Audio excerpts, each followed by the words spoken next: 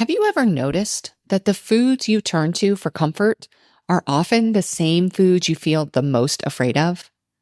Today, we're exploring what I call the safety paradox, why we seek safety in food while simultaneously feeling unsafe with that very same food.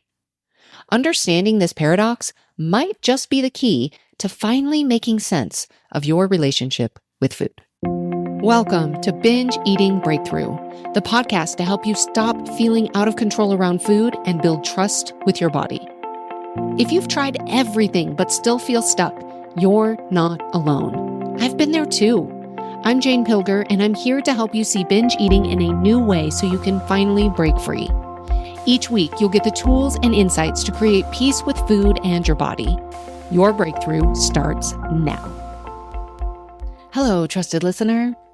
I consider you a trusted listener because I trust that you're here seeking understanding, not quick fixes or simple answers. I trust that you're willing to look beneath the surface of your struggles with food to discover what's really happening underneath the surface. And I trust that you're ready to approach your relationship with food and yourself with curiosity rather than judgment. So today we're diving into something I call the safety paradox. It's this confusing experience where the foods we turn to for comfort, safety, or soothing are often the exact same foods that we feel most unsafe around. The foods we crave are the foods we fear. The foods that once brought us comfort now bring anxiety, shame, or that familiar feeling of being completely out of control. If you've ever experienced this, if you've ever found yourself both longing for and dreading the same food, know that you are not alone. And more importantly, you're not broken. What you're experiencing makes complete sense when we understand how your nervous system works. So let me start with a story. What is your favorite comfort food? Maybe it's something that reminds you of childhood, or something that truly brings you comfort when you eat it. For me, it's what we call overnight wonder. Some people call it monkey bread. It's warm white rolls with cinnamon brown sugar topping and pecans. We eat it every year on Christmas morning.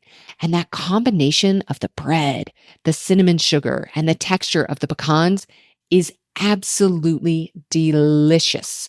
And it takes me right back to my childhood. But here's the thing.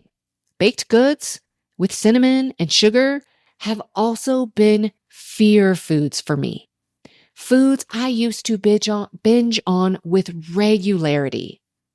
It felt so confusing to crave these foods because I was seeking safety and comfort in them, yet the moment I started eating, they didn't feel safe at all. I didn't trust myself to be around them. I'd either forbid them entirely, which only made me crave them more, or I would eat them in secret until I simply could not eat anymore. And that is the safety paradox. Turning to food for safety or comfort while at the same time feeling unsafe with the very food we hoped would provide that comfort. For me, this pattern began early. I remember hiding in the pantry as a child, eating spoonfuls of brown sugar straight from the jar.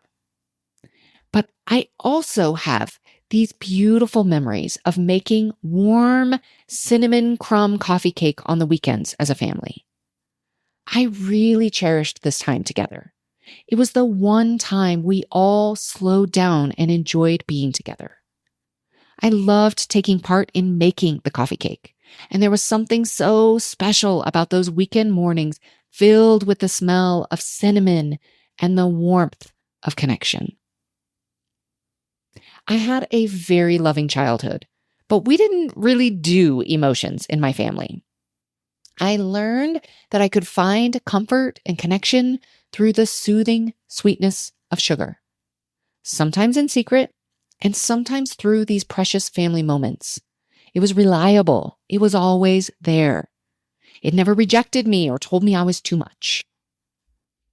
But over time, especially as I got older and started receiving messages about good and bad foods, that same source of comfort became a source of shame and fear. So take a moment and think about this in your own life. Think about one of your main binge foods right now. Has this food been a comfort food in the past? Do you remember an association with this food or something similar in a way that truly did bring you comfort at one point? Maybe it was something your grandmother made for you, or something that helped you feel better when you were sick, or something that was a part of family celebrations. And then ask yourself, do you remember when that food turned into a fear food? When did it become something to be avoided rather than enjoyed? There's often a clear shift, isn't there? The food itself didn't change, but your relationship with it did. So why does this happen? Why does the safety paradox happen? From a nervous system perspective, it makes complete sense. Our bodies are wired for survival, and part of survival is seeking safety. When we're stressed, overwhelmed, anxious, or dealing with difficult emotions, our nervous system is constantly scanning for ways to return to a state of safety and calm. Your nervous system doesn't distinguish between physical threats and emotional threats. Whether you're being chased by a bear or feeling overwhelmed by work stress, your body responds the same way by activating your sympathetic nervous system, putting you into what is commonly called fight or flight mode. Now, when you're in this activated state, your body is looking for ways to shift back to what's called the parasympathetic state, the rest and digest mode, where you feel calm, safe, and regulated. I call this state home base, where you feel at home, most calm. Food, and especially certain types of food, can be incredibly effective at helping make this shift from the sympathetic fight or flight state into the more regulated state. Think about it. Foods that are sweet, warm, creamy, or crunchy provide immediate sensory input that can soothe your nervous system. The act of eating itself can be grounding. It brings you into your body, into the present moment. It provides predictable pleasure and comfort in a way that few other things can match. Your body remembers what has worked in the past. If eating helped you feel better when you were sad as a child, if it helped you cope with stress in college, if it provided comfort during difficult times, your nervous system files that information away. So when you're stressed or overwhelmed now, your body naturally suggests the same solution. Turn to food. This isn't a character flaw or lack of willpower. It's your nervous system trying to take care of you in the way it knows how. But here's where the paradox comes in. Over time, especially when restriction, dieting, or shame gets layered on top of these food experiences, those same foods that once provided safety can also become cues of danger. Your body starts to remember what happened the last time you ate those foods. The loss of control, the shame, the physical discomfort from eating past fullness, the harsh self-criticism that followed. Now you have two competing nervous system responses happening simultaneously. One part of your nervous system moves toward the food for safety and comfort. This is what creates the craving, the intense desire, the feeling that you need this food right now. Another part of your nervous system activates fear and hypervigilance as soon as you start eating. This is what creates the anxiety, the guilt, the voice in your head saying, you shouldn't be eating this, or you need to stop now. So you end up in this internal tug of war. Part of you desperately wants the food, and part of you is terrified of it. You eat seeking comfort, but instead of feeling soothed, you feel more agitated. You eat hoping to feel better, but you end up feeling worse.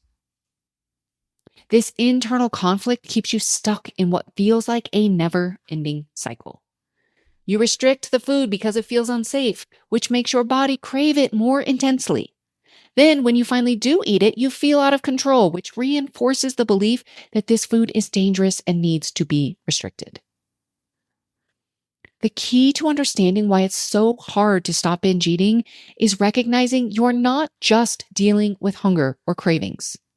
You're dealing with a nervous system that is trying to protect you from both deprivation and overwhelm at the same time. It's trying to help you feel safe, but it's getting conflicting information about how to do that. And here's what's important to understand. This isn't something you can think your way out of. You can't logic yourself into feeling safe with food if your nervous system perceives it as a threat. You can't willpower your way past a nervous system response. So then, how do you work with this paradox instead of against it? The answer involves creating safety in two different ways. Creating safety without food and creating safety with food. Let's start with creating safety without food. When your nervous system has multiple ways to return to calm and regulation, food doesn't have to carry the entire burden of helping you feel better. This means developing what I call your regulation toolkit. Simple, accessible practices that can help shift your nervous system state. Now, one of the most powerful tools you have is always with you. It's your breath. When you are feeling activated, when you are feeling overwhelmed, try this. Breathe in for a count of 4. Hold for a count of 4. And breathe out for a count of 6 to 8. The longer exhale activates your parasympathetic nervous system and signals safety to your body. Even just a few rounds of this breathing pattern can help you feel more grounded. Another powerful tool is grounding through your senses. When you notice yourself feeling activated or reaching for food for emotional reasons, pause and notice. What are 5 things you can see around you? What are 4 things you can touch? What are 3 things you can hear? What are 2 things you can smell? What is 1 thing you can taste? This simple practice brings you into the present moment and out of your activated state. Movement can also be incredibly regulating for your nervous system.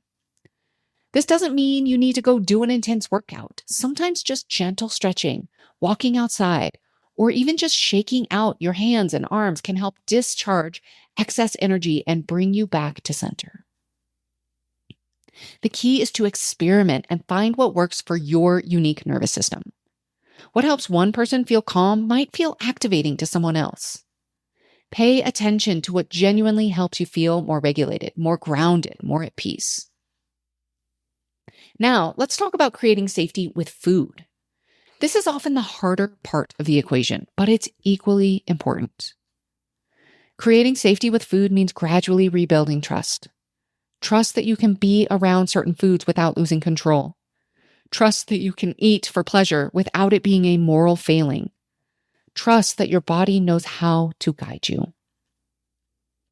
This process often starts with removing the moral labels we've attached to food. Food is not good or bad, healthy or unhealthy, safe or dangerous. Food is just food. It has different nutritional profiles, different flavors, different effects on your body, but it does not have moral value. Now, I know this might feel uncomfortable if you've been taught to think about food in terms of good and bad. But consider this, when you label a food as bad, you are essentially telling your nervous system that it's dangerous.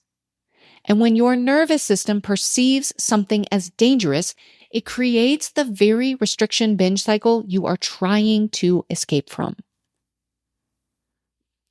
Creating safety with food also means approaching eating with curiosity rather than control. Instead of trying to manage or manipulate your eating experience, try asking yourself questions like, how does this food taste? How does it feel in my mouth? How does my body feel as I eat it? What am I noticing about my internal cues?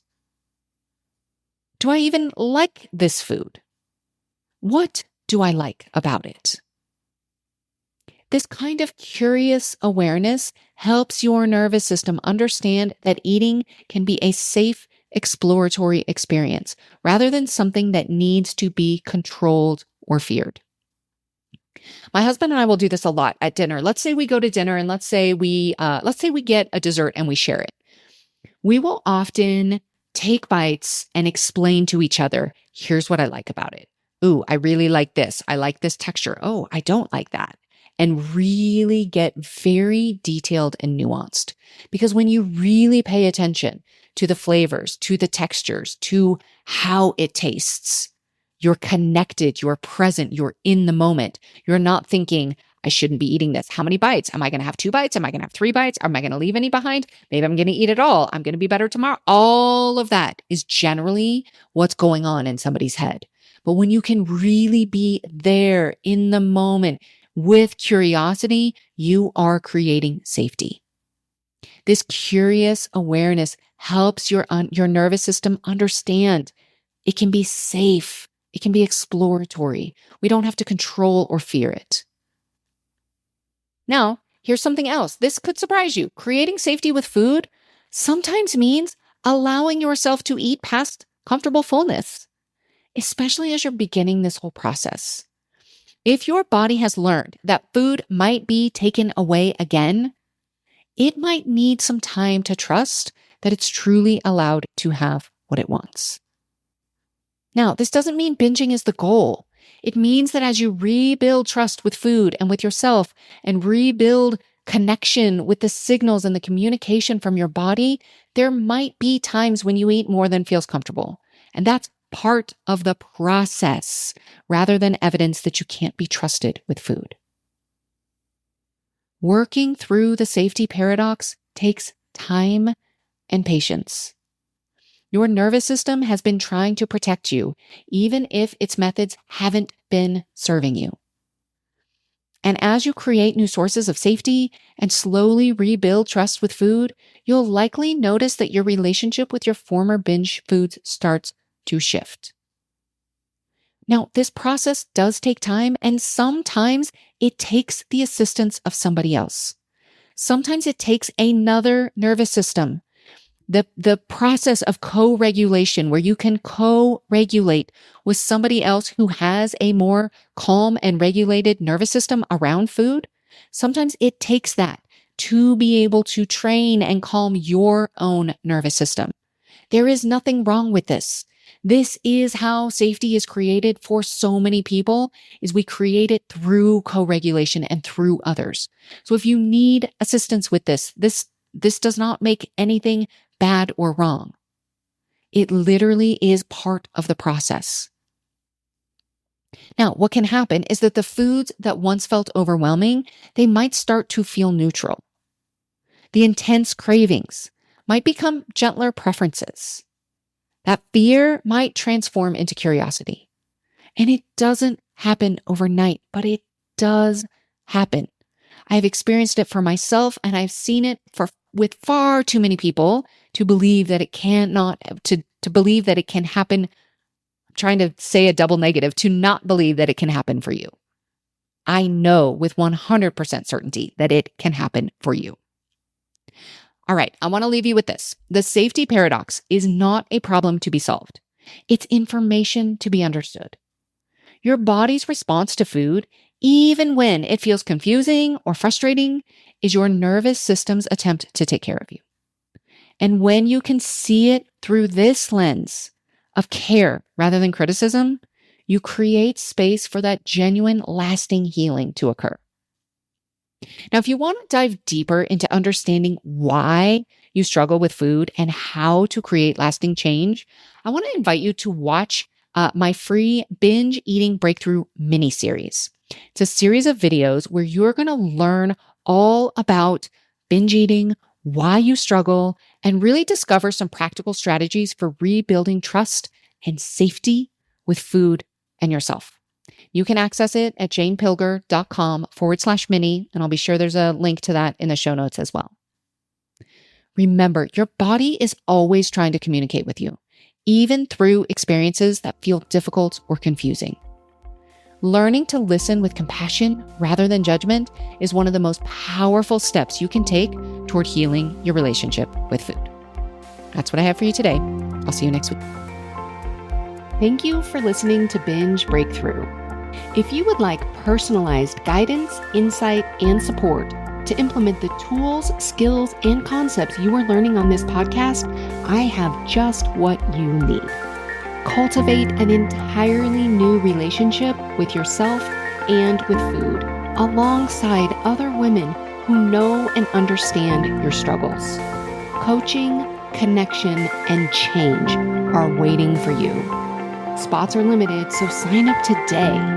Find out more at janepilger.com/cultivate.